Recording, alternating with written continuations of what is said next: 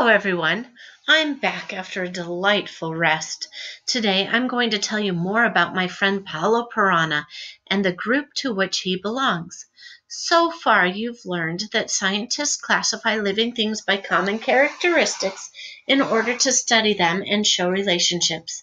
You have learned about cold-blooded and warm-blooded animals.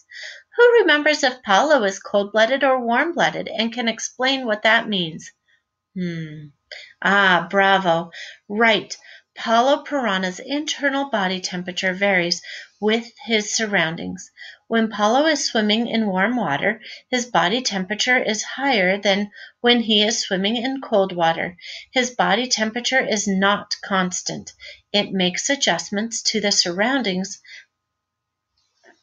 of the surrounding temperature easily. Who remembers another way scientists classify animals? I'll give you a hint. It has to do with bones. Right. Some animals have backbones. What's another word for animals with backbones? Yes. Animals with backbones are called vertebrates, and those without backbones are called? Paulo is one of many kinds of animals capable of swimming. Having a strong backbone is one type of body design that helps Paulo and other fish be good swimmers. You have also heard a little bit about taxonomy and the science of classification. Fish are members of Animalia, or the animal kingdom, just like you and me, but they belong to a different animal group. You are a mammal like Hilda Hippo and myself. Ebenezer is a bird, and Paulo is a fish. Fish are vertebrates, and they are cold-blooded. There are many different types and sizes of fish, represented by many species. Today I'm going to teach you a little more about aquatic species of animals that are classified as fish. So, to say that in 3 words, fish are aquatic. They don't live on land. They live in water. All species of fish are aquatic. Fish make up the largest group of vertebrates on Earth.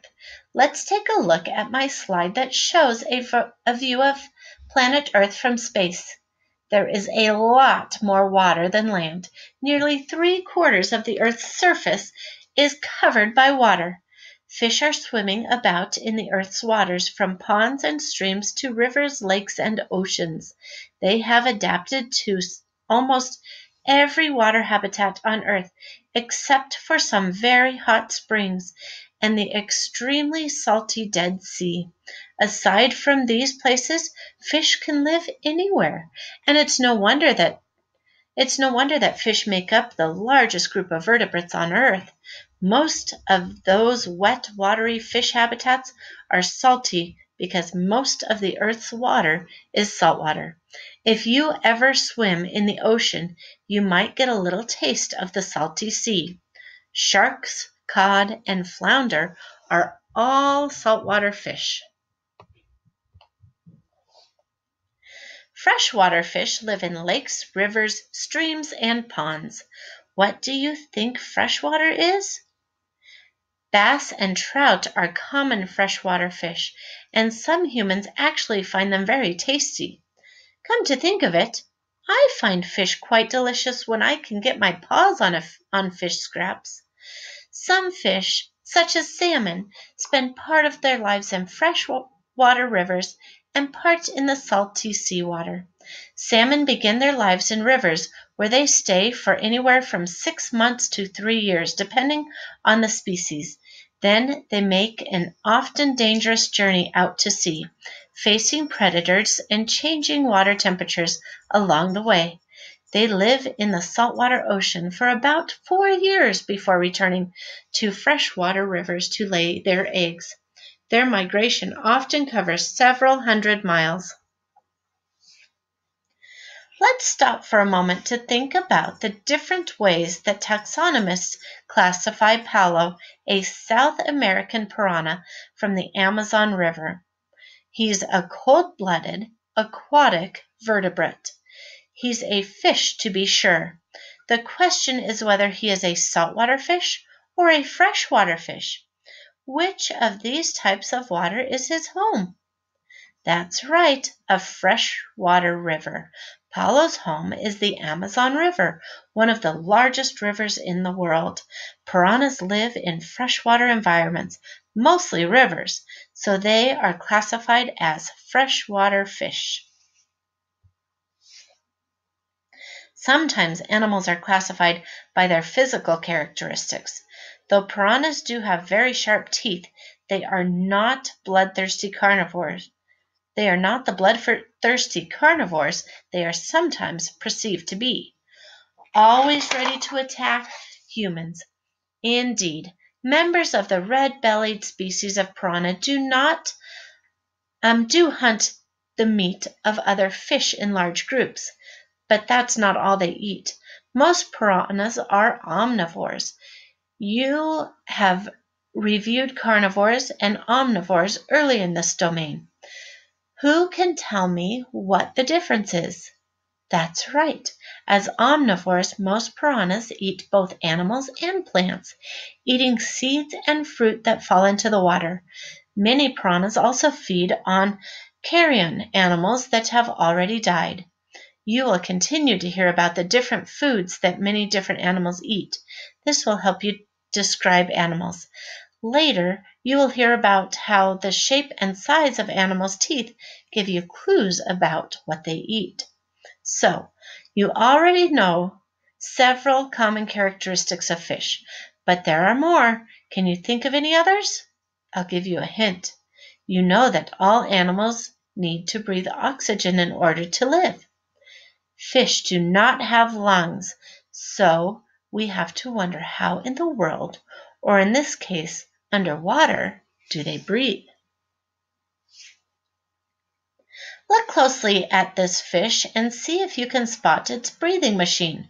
The respiratory or breathing organs of a fish are called gills. All fish have gills. They take water in through their mouths and the water passes over their gills. The gills take in oxygen from the water, allowing them to breathe. You will die quickly if you don't have enough air because you draw oxygen out of the air. But fish will die quickly if they do not have water because their oxygen comes from water. The African lungfish is the only fish I know that has lungs in addition to gills and can survive out of the water. We call this an exception to the rule or a pattern breaker. Before the dry season, when the water dries up and leaves the sun-baked river bed behind, the lungfish buries itself deep in the mud and builds a cocoon-like sheath around itself, staying there for a year or more until water returns to the river. Okay then, fish breathe with gills and you breathe with lungs. That's one big difference between you and fish. What's another? Think about how you swim, with your arms and legs, of course. Take a close look at the fish. Do you see any arms and legs? Nope. So what helps a fish move through the water? Yes, a fish has fins, all kinds of fins. It has fins on the sides of its body for steering, fins at the back for powerful speed, and fins at the top and bottom to help keep balance. Fish couldn't begin to move without those wonderfully flat fins and their flexible tails. Have you ever worn flippers? Flippers are designed to be like fish tails to help people move more quickly through the water. Well, everybody, you've spotted the gills and fins of a fish, but what about the rest of a fish's body? What about the skin? Hey, look at me. There I am, taking a close look at fish skin through my magnifying glass. Fish skin is very different from your skin. Fish have scaly skin to help protect them and help them move more easily through water. These hard overlapping scales are rounded and smooth, and fish have more than one layer of skin, just like you. Many scientists believe that fish appeared in the oceans more than 400 million years ago. It's hard to imagine how many fish live in all of the Earth's water today. More than 30,000 species are known, but a vast amount of the world's oceans have yet to be explored. What scientists actually know for certain is like one drop of water in a vast bucket. Scientists discover more and more all the time. Maybe one day you will be one of those scientists who will discover something new.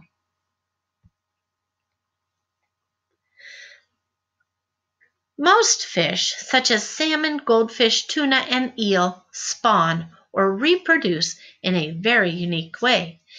When fish spawn, the mother releases her eggs into the water and the male fertilizes them or makes them complete and able to grow into baby fish. Once these soft eggs are fertilized, they are often buried along the river bottom. Here they develop and eventually hatch into tiny fish called larvae. The early form of fish. Some sharks, on the other hand, are among the few examples of live-bearing fish. Almost the opposite of external spawning, the mother shark's eggs develop internally, remaining inside her body until they are born as live young rather than as eggs. Taxonomists have another way of grouping fish. They have divided all fish into 3 classes or classifications. Most fish belong to the class called bony fish. These fish have skeletons that are made of hard, bony material. Most of them have a swim bladder, kind of like an internal floaty, which helps them float. Perhaps you know of some fish that are considered bony fish. Bass, clownfish, minnows, and sunfish are just a few. Another smaller class has some well-known members. As you have heard earlier, fish like the shark and the stingray have skeletons made of cartilage. This class of fish has tooth-like scales, and some of them breathe through spiracles, small gill openings on the tops of their heads. The last class of fish is not as familiar to most of us. These fish are jawless and include some interesting members like hagfish and lamprey. Earth's underwater world, Paulo's world, is a fascinating place, much of which has not yet been explored. Perhaps some of you will become scientists and study aquatic creatures like Paulo.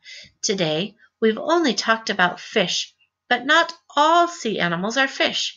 There are many other vertebrates in the ocean, such as dolphins, sea snakes, and sea turtles. The sea is also home to tens of thousands of species of invertebrates, animals you may have seen before, such as crabs, clams, sand dollars, and squid. Let's review the characteristics of fish. How many fish characteristics can you name? Good job! Now, I'm going to read you some riddles of the sea creatures. See if you can identify which ones are fish and which ones are not. Number 1, I am a jellyfish. My soft body has no bones. I have neither gills nor lungs for breathing. Oxygen moves easily through my skin. Sometimes I lay eggs, but I may also give live birth. I am cold-blooded and will surely die if left out of water. No, I am not a fish, even though the word is in my name. I am classified as an invertebrate. Number 2, I am a cold-blooded eel. My slimy snake-like body is covered in scales and hides my backbone from view. I have gills and fins, and I lay my eggs in the water where I live. Yes, I am a fish. Number 3, I am a seahorse. My long body is encased in bony rings. I breathe with gills, and my fins help guide me through the water. I am the male, and I carry eggs in my pouch until they are ready to hatch. Yes, I am a fish. Number 4, I am a whale, one of the largest animals of the sea. I breathe with lungs and give birth to live babies. Even though I am not covered in hair, I do have a few bristles of hair here and there on my head. No, I am not a fish, but I am a vertebrate. I am a mammal. Sorting aquatic creatures is not as easy as it looks, is it?